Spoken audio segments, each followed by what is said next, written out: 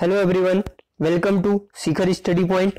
दोस्तों, उत्तराखंड के important question की जो सीरीज चल रही है उसका ये अगला भाग है। इससे पहले भी बहुत सारी वीडियोस अपलोड कर दी गई हैं इस चैनल पे उत्तराखंड के जीके से रिलेटेड। तो आज की वीडियो शुरू करते हैं। इसमें उत्तराखंड के 30 क्वेश्चन है, काफी इंपॉर्टेंट क्वेश्चन है, एग्जाम ओरिएंटेड। और ये क्वेश्चन आप प्रैक्टिस कीजिए, इसमें एडिशनल फैक्टर जोड़ते जाइए। जो मैं बताता हूँ एडिशनल फैक्टर उसे भी नोट डाउन करते जाइए और खुद बताइए कि आपके कितने क्वेश्चन सही हो रहे हैं। तो चलिए शुरू करते हैं आज की टेस्ट सीरीज। फर्स्ट क्वेश्चन है, जिस समय भारत आजाद हुआ उस समय टिहरी के राजा कौन थे? देखो, जब भारत आजाद हुआ तो उसमें टिहरी एक रियासत थी, ठीक है, ये तो पता ही होगा। जैसे देशी रियासतें होती थी, प्रिंसली स्टेट जिन्हें बोलते थे, तो टिहरी भी एक रियासत थी।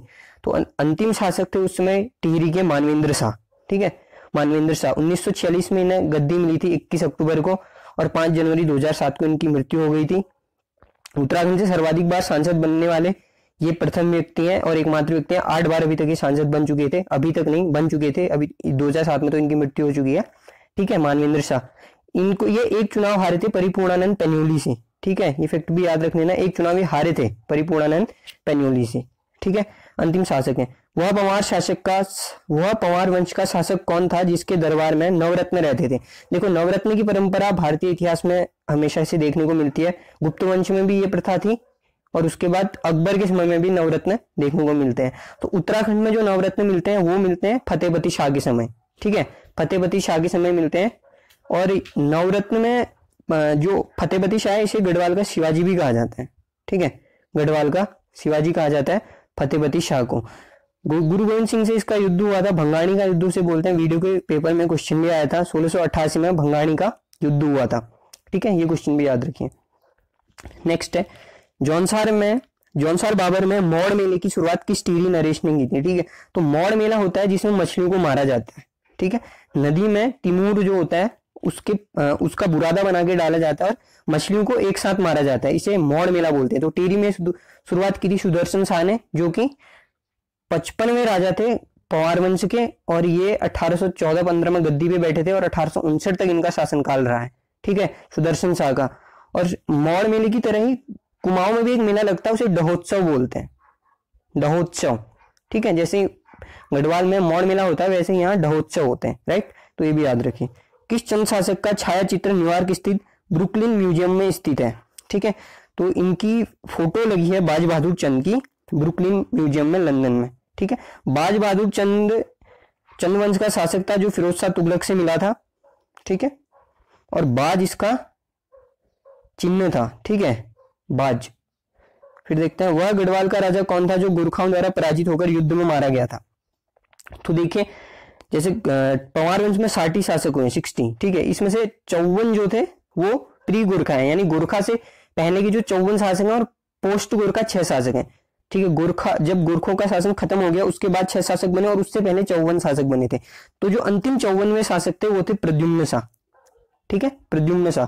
खुड़बुड़ा के युद्ध में 1804 में इनकी मृत्यु हो जाती है, ठीक है, गोरखों से लड़ते हुए 1804 में खुड़बुड़ा के युद्ध में इनकी मृत्यु हो जाती है। इनके समय में 51 52 का अकाल पड़ा था, ठीक है, 51 52 का संबंध किससे क्वेश्चन आया था? तो ये अकाल से संबंधित है, राइट। तो ये भी याद रखिए, 51 52 अकाल से संबंधित है।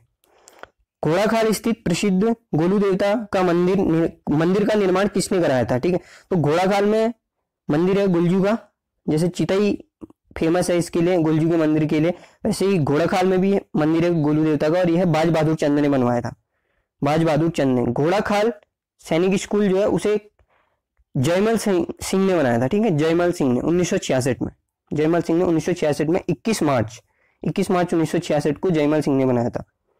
नेक्स्ट देखते हैं, चंद साम्राज्य का राज्य चिन्ह क्या था?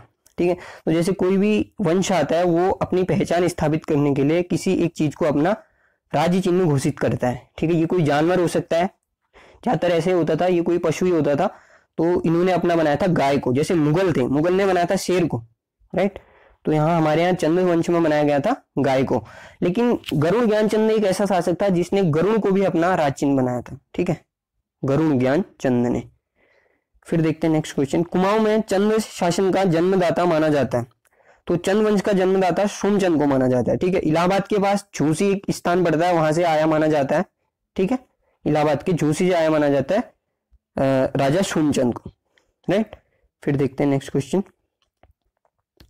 वह कौन सा पंवार वंश का शासक था जिसने सर्वप्रथम शाह पदवी धारण की थी? तो शाह की उपाधि सबसे पहले धारण की थी बलभद्र शाह ने, ठीक है, पंवार वंश का शासक बलभद्र शाह। इससे पहले भी हमें शाह शासक के नाम मिलते हैं, जैसे एक शासक का नाम मिलता था कल्याण शाह, ठीक है, लेकिन जो ये परंपरा चली शाह उपाधि धारण करने की, ये बलभद्र शाह के समय से ही चली है। बलभद्र शाह को शाह की उपाधि दी थी अकबर ने, ठीक है, ये कहीं पे खिलजी वंश के शासक के बारे में दिया हुआ कि उसने दी थी, लेकिन इसका शासनकाल अगर हम देखेंगे बलभद्र शासक शाह का, तो वो अकबर के समकालीन है, ठीक है, तो इसलिए ये तथ्य तो बिल्कुल गलत हो जाता है कि ये खिलजी वंश के शासक ने इसे शाह की उपाधि दी थी, राइट। तो अकबर ने दी थी बलभद्र शाह को शाह की उपाधि। फिर देखते हैं उत्तराखंड में किस शासनकाल को स्वर्ण युग के रूप में जाना जाता है? तो किस वंश का शासनकाल है जिसे स्वर्ण युग कहा जाता है? तो कत्यूरी शासनकाल उत्तराखंड का स्वर्ण युग कहा जाता है, ठीक है। जैसे भारत में सांस्कृतिक समय में जो स्वर्ण काल माना जाता है गुप्त काल को माना जाता है, ठीक है। तो ऐसे उत्तराखंड के संबंध में ये कत्यूरों के बारे में यह कथन प्रचलित है कि उनका शासनकाल स्वर्ण के समान, स्वर्ण युग के समान था, यानी सब कुछ शांति थी उसमें, संपन्नता थी, ये इसका अर्थ है। दिल्ली के मुगल राजकुमार सुलेमान शिकोह को किस गढ़वाली शासक ने शरण दी थी? तो सुलेमान शिकोह को दारा शिकोह का पुत्र था सुलेमान शिकोह। औरंगजेब से जब दारा शिकोह का युद्ध चल रहा था, उत्तराधिकार युद्ध, तो उस समय दारा शिकोह ने बोला था सुलेमान शिकोह को आप यहाँ से चले जाओ, तो उनका पुत्र आ गया था, सबसे पहले कुमाऊं में आया था, ठीक है, तो उसमें बाज बहादुर चंद का शासनकाल था, उसने शरण नहीं दी, तो फिर ये दोबारा पृथ्वीपति शाह के यहाँ गए गढ़वाल में, जिन्होंने इन्हें शरण दे दी थी, ठीक है। पृथ्वीपति शाह ने शरणागत की रक्षा को अपना धर्म माना और औरंगजेब से इसके विरुद्ध मुकाबला भी किया, ठीक है। सुलेमान शिकोह को पृथ्वीपति शाह ने शरण दी थी, इफेक्ट याद रखिए। बैंक ऑफ गढ़वाल का सृजन किसने किया था? तो बैंक ऑफ गढ़वाल का सृजन किया था कीर्ति शाह ने, ठीक है, कीर्ति शाह ने किया था बैंक ऑफ गढ़वाल का सृजन। 1913 तक इनका शासनकाल रहा है, 1886 से, ठीक है, 1913 तक इनका शासनकाल रहा था कीर्ति शाह का। टाइपराइटर का आविष्कार भी इन्होंने किया था, इनके बारे में एक फैक्ट था ये भी। इनके बाद नरेंद्र शाह शासक बने थे, ठीक है। नेक्स्ट देखते हैं, दैदीप्यमान नक्षत्र राजा की संज्ञा किसे दी जाती है? तो पंवार वंश के 37वें शासक जिनके प्रयासों से गढ़वाल नाम अस्तित्व में आया, ठीक है, 52 गढ़ों को इन्होंने विजित कर लिया था और गढ़वाल स्थापित किया था, ठीक है। गढ़ मतलब जो किले होते थे और वाल, यानी जिसने गढ़ों को विजित कर लिया था, तो गढ़वाल शब्द आया था अजयपाल के लिए। 37वें शासक थे पंवार वंश के अजयपाल, ठीक है। पूर्वादेव भी इनका एक नाम आता है, पूर्वादेव के नाम से किस शासक को जाना जाता है? तो अजयपाल ही इसका आंसर है, राइट। फिर देखते हैं चंद्रमणि डंगवाल किस शासक का मंत्री था? तो चंद्रमणि डंगवाल थे प्रदीप शाह के समय ये इनके मंत्री थे। प्रदीप शाह का शासनकाल 1717 से 1773 तक है। एक पेपर में ये क्वेश्चन आया था, इनका शासनकाल ही पूछा था कब से कब तक है, तो 1717 से 1773 तक प्रदीप शाह का शासनकाल रहा है, ये याद रखिए। नेक्स्ट देखते हैं, चंद्रवंश का पुरातन अभिलेख किस राजा ने उत्कीर्ण करवाया था? तो चंद्रवंश का जो सबसे प्राचीन अभिलेख है वो अभय चंद का मिलता है हमें, ठीक है, 14वीं शताब्दी का यह अभिलेख है अभय चंद का। भारत में अभिलेख लेखन की जो प्रणाली है वो अशोक ने शुरू की थी, ठीक है, अशोक के जो शिलालेख हैं उसने उत्कीर्ण करना शुरू किया था। तो उत्तराखंड के संदर्भ में अभय चंद का सबसे पुराना मिलता है चंद्रवंश में, ठीक है। किस चंद्रवंशी शासक ने संस्कृत भाषा का अल्मोड़ा में सर्वाधिक प्रचार प्रसार किया था? तो अल्मोड़ा में प्रचार प्रसार किया संस्कृत भाषा का रुद्रचंद ने, ठीक है। अकबर के समकालीन शासक था रुद्रचंद, ठीक है, अकबर के समकालीन था। इसका सेनापति था पुरुषोत्तम, ठीक है, पुरुषोत्तम इनका इसके सेनापति का नाम था रुद्रचंद के। नेक्स्ट देखते हैं, कत्यूरी वंश के शासन की जो भाषा थी वो संस्कृत थी, राजभाषा।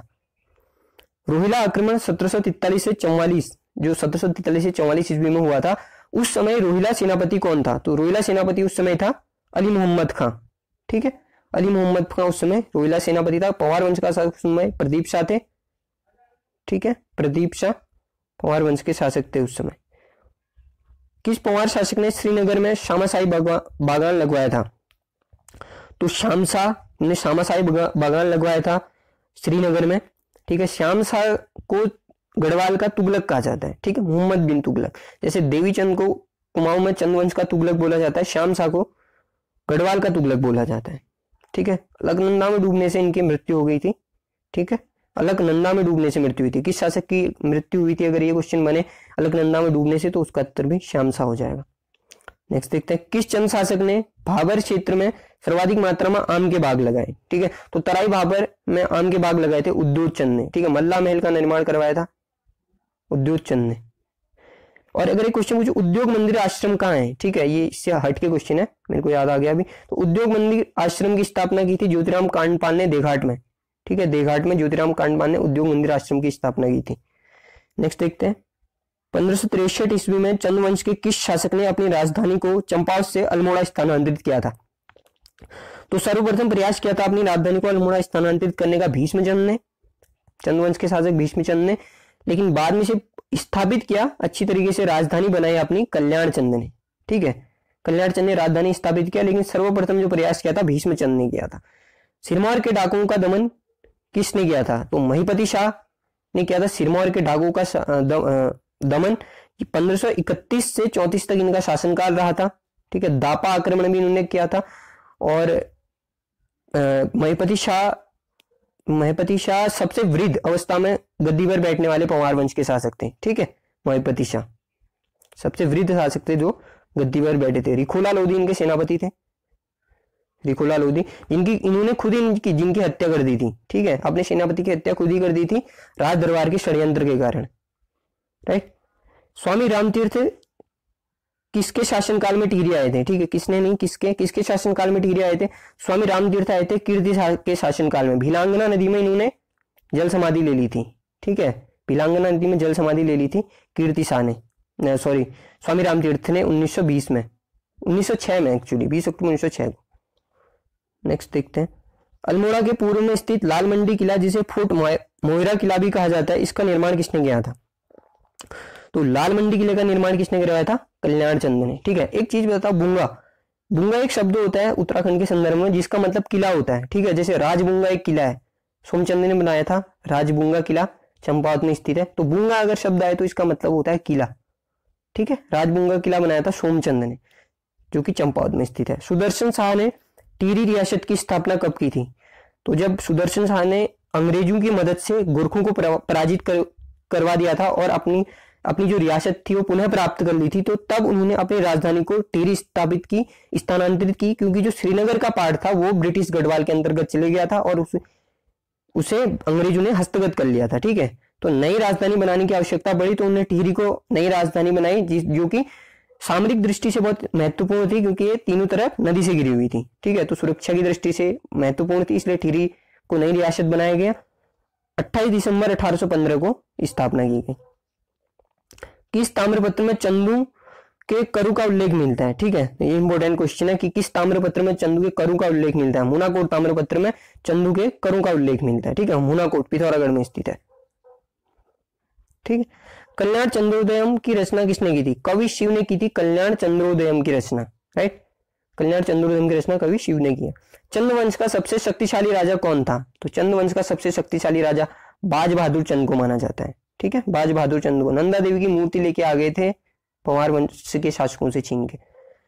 चंदू और मुगलों में संबंध होने की जानकारी मिलती है, यानी मुगलों से चंदू के संबंध थे, ये हमें कहा, इसका ऐतिहासिक स्रोत क्या है?